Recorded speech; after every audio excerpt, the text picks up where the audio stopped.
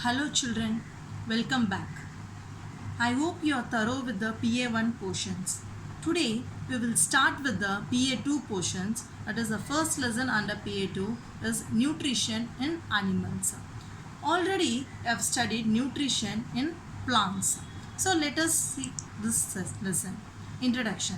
As you know, plants make their own food by the process of photosynthesis, but animals cannot. So, directly or indirectly, animals depend on plants for their food. So, why do we need organisms need food? They need for energy, for their growth, and to repair their damaged body parts and to carry out life processes. Animal nutrition includes nutrient requirement, mode of intake of food, and utilization in the body. Digestion. Always you would have heard this word and used this word digestion. Actually, what is meant by this digestion? Digestion is obtained from the Latin word digest, which means to separate or divide.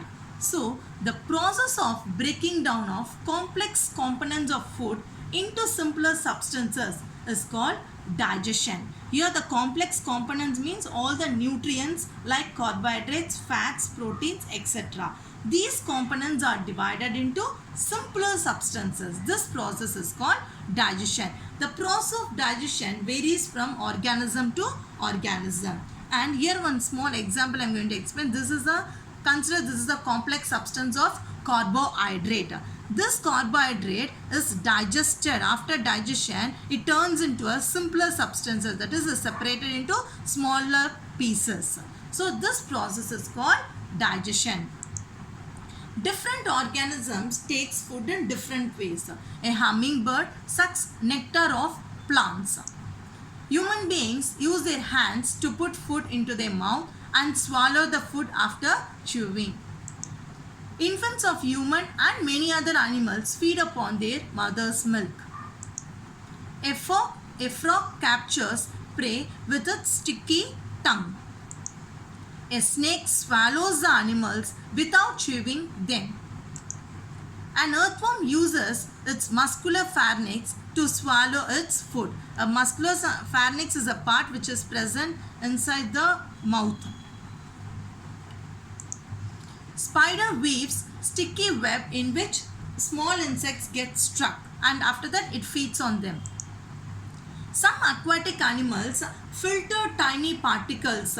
Tiny particles in them small worms example, and they after filtering they feed upon them. Examples: clams, whales, sponges, duck. Starfish. Starfish is a marine animal. It feeds on animals covered by hard shells of calcium carbonate. Example: mollusks and oysters. And when the food comes near to it, this is the mouth part. Through the mouth, the stomach pops out and it takes the soft part of the molluscus, and after that it goes back into the body. This is the process how food taken by the starfish. Now let us watch a video to understand. In this video you can see a starfish. It has 26 arms. These are the arms, and as you can see these long tubular structures are called spines or spinnucles, which helps in their movement.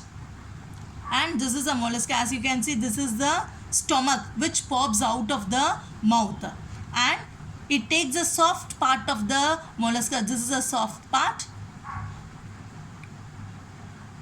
In this way, starfish feeds on their food. In nutrition in plants, you have learned there are 4 types of heterotrophic nutrition.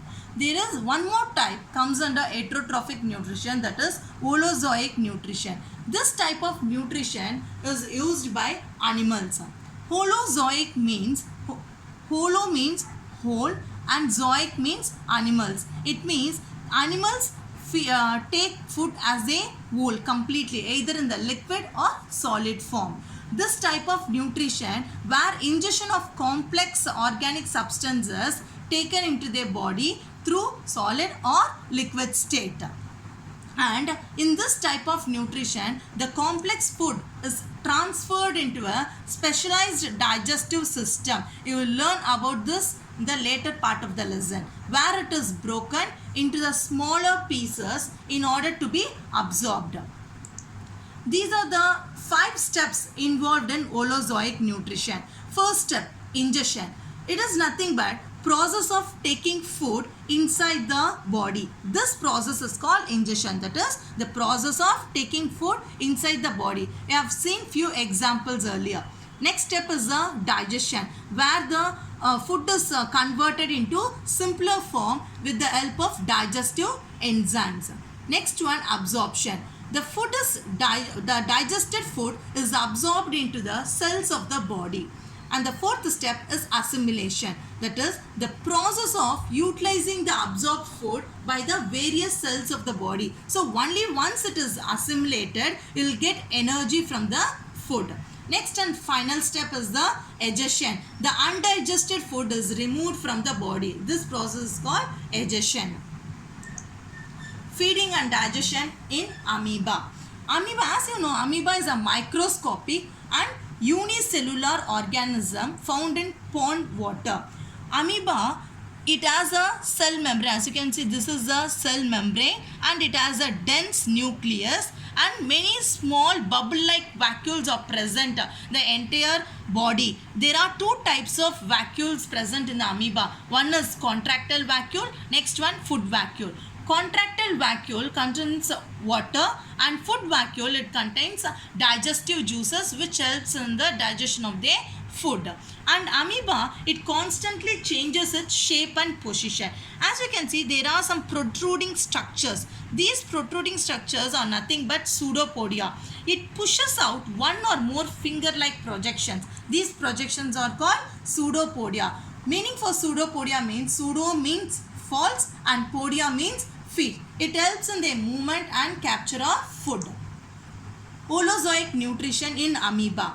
As already learned, 5 steps are there. In the first step, amoeba projects its pseudopodia and encircles the food, and after that it takes into the body and the digestive juices are released, and once the digestive juices are released, it turns into a simpler substances, and then the digested food is absorbed into the cytoplasm, leaving the undigested materials, and in the assimilation process the absorbed food is utilized for the growth and the development of the cell, and undigested food is removed out of the body.